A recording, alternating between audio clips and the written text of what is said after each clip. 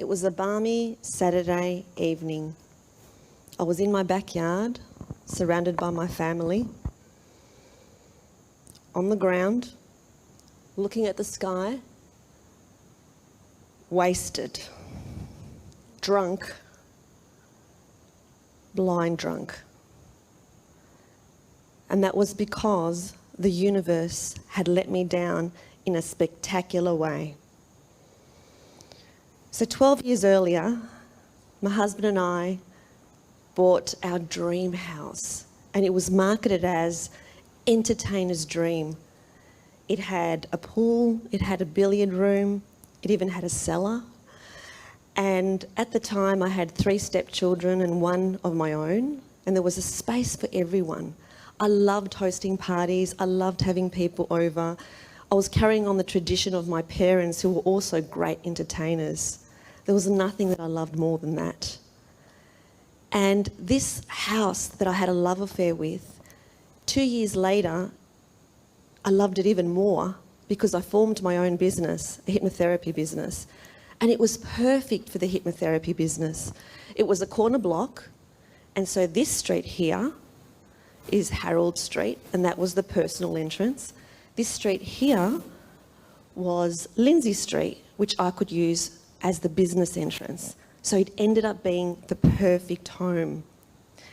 And I had converted the courtyard into a Zen garden.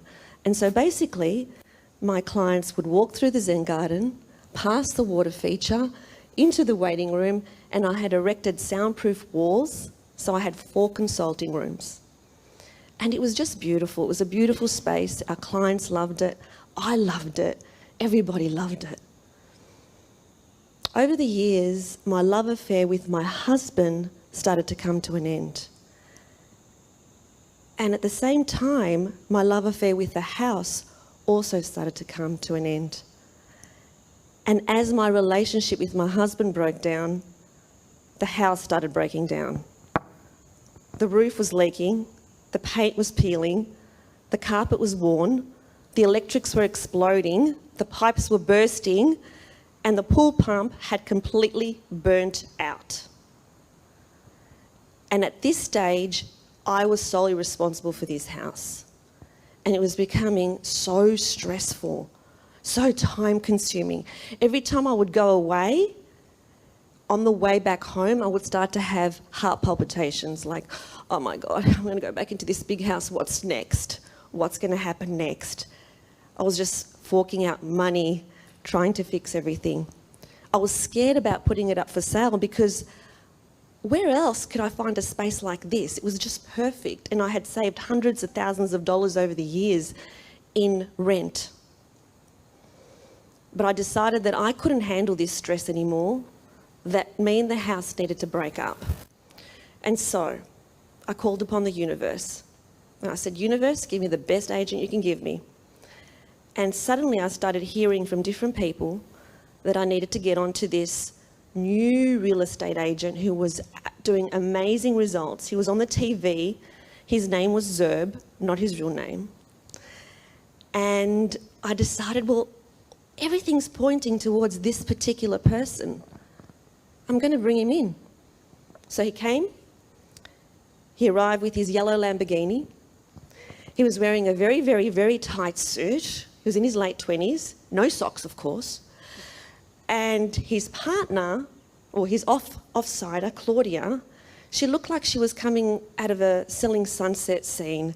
She was wearing 6-inch Louboutin pumps, very, very tight skirt, and of course, a very low-cut top.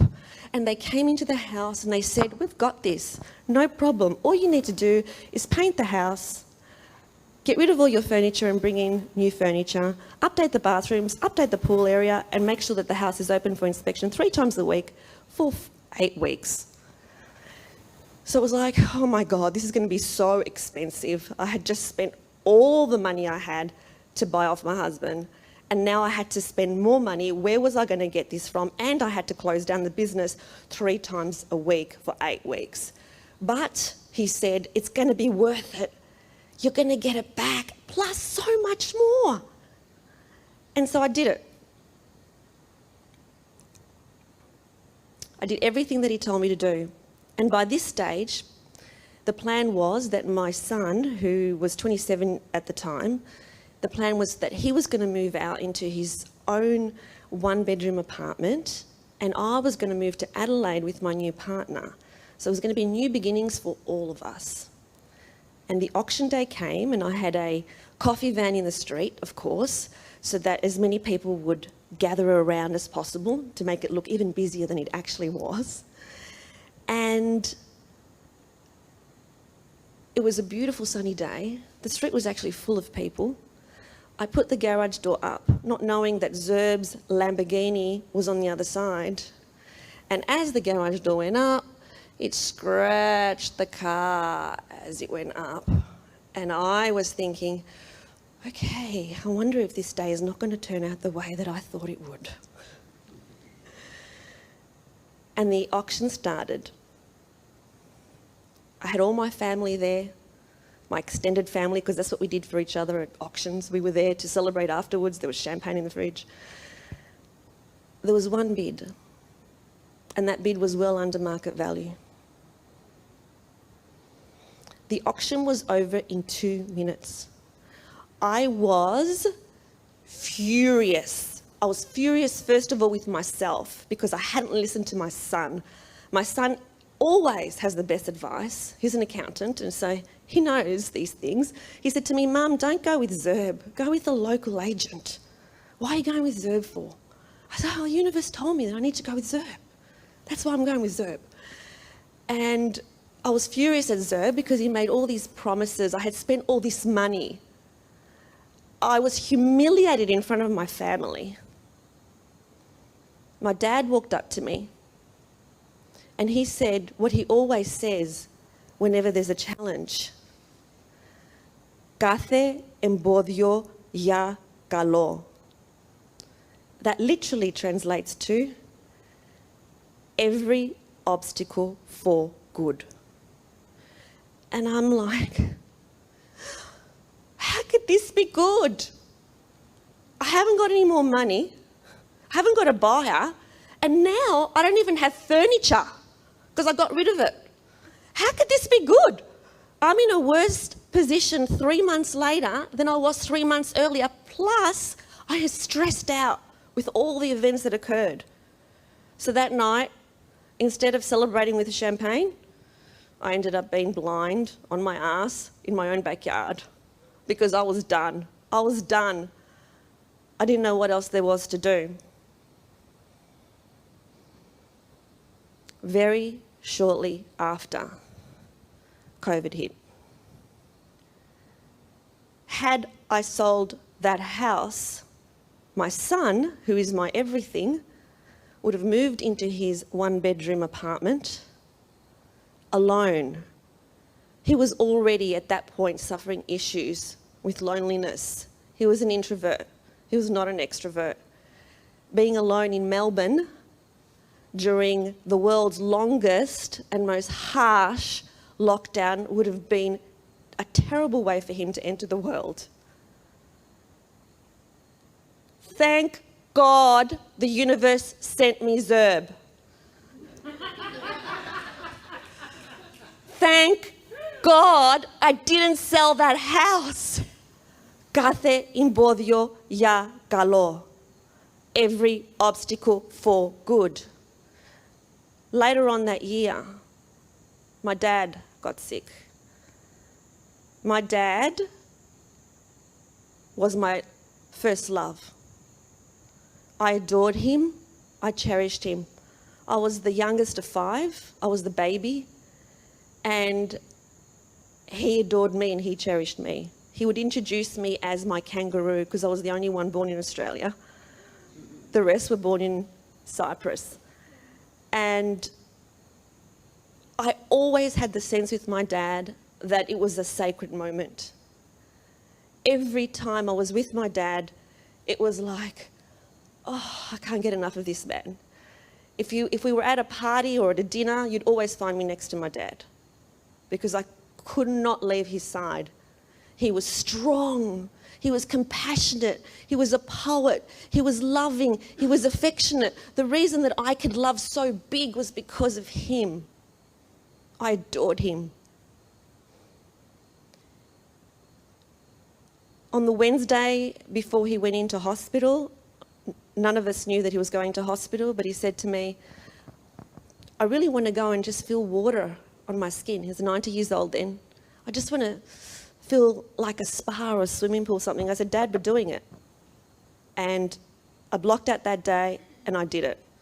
On the morning when I rang him up, he said to me, it's too cold. I don't want to do it this week. Let's do it next week. And something told me, no, we've got to go today. And we went. And I had the most incredible hours swimming with my dad in the pool. On that Sunday, he went into hospital and he never came out again.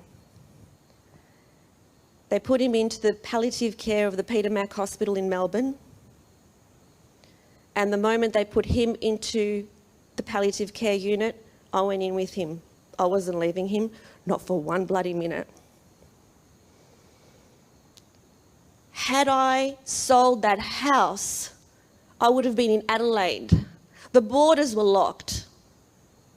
During that period of time that I was permitted in the hospital, it was the tiniest period of time that we had lifted restrictions in Melbourne. We had restrictions before and restrictions afterwards. Had that not happened in that moment, nobody would have visited Dad. But as it was, I set up my bed in there. I had my own bed in his room. Peter Mac even had an office for me down the corridor for my important business meetings at the time. One night, as I was kind of sleeping, every single night was like a fitful kind of, what's Dad doing? Is he awake? What's happening? And this particular night, something told me to open my eyes, and I look at my dad, and he's sitting straight up in his bed, just looking straight ahead. And I said to him, Daddy, are you not sleeping tonight? He said, it's almost like he was just contemplating his whole life. And I said to him, well, if you're not sleeping, I'm not sleeping. So I pulled the chair next to his bed and I held his hand. And by that stage, it all happened very quickly. The rest of his body didn't actually have any strength, but the strength in his left hand, as he held mine, was almost crushing my hand. And we held our hands together all through the night. And it was the most sacred, precious time that I ever spent with this love. On the 1st of May, 2021, my father passed. At the time that he passed, his soul chose that his 5 children were around him when he passed. But interestingly, all the in-laws had all fallen asleep at that time and they weren't around. But his 5 children had surrounded him. This is his signature on my wrist. Κάθε εμπόδιο για καλό. Every obstacle for good. Thank God I didn't sell that house.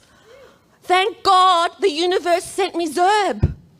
Because when I was in it, I couldn't understand. The universe sent him to me. Why is this happening? Why is this happening? I tell you why. Because the 2 most important people in my life are my son and my dad. And my son wouldn't have been with me, and my dad wouldn't have been with me in his final year. I would be traumatized right now if I hadn't spent that precious time with him. That's why. But the little us can't see that far ahead because we don't know the whole story. We don't know the whole movie. We just know that little bit. Our human knows this much and thinks that it knows everything. So my invitation to every single one of you here, every single one of you, is that if you're going through a challenging time with your loved ones, with your work, with your children, with your parents, with your grandparents, with whoever, κάθε εμπόδιο για καλό. Every obstacle for good. You don't know why. You can't possibly know why. How could I have possibly predicted COVID? Who predicted that? And yet here we are. I had a magical year with my son at home and with my father. And by the way, about 18 to 2 years after that, I got a local agent who knew the area, who knew the buyers, and the magical thing about it was I sold the house not for greater than market value, but for exactly market value. The family paid exactly what it was worth. I received exactly what it was worth. And that gave me so much peace to know I did not get above market value. I got market value because that was the most fair thing that could possibly happen. Kate imbodio yagalo.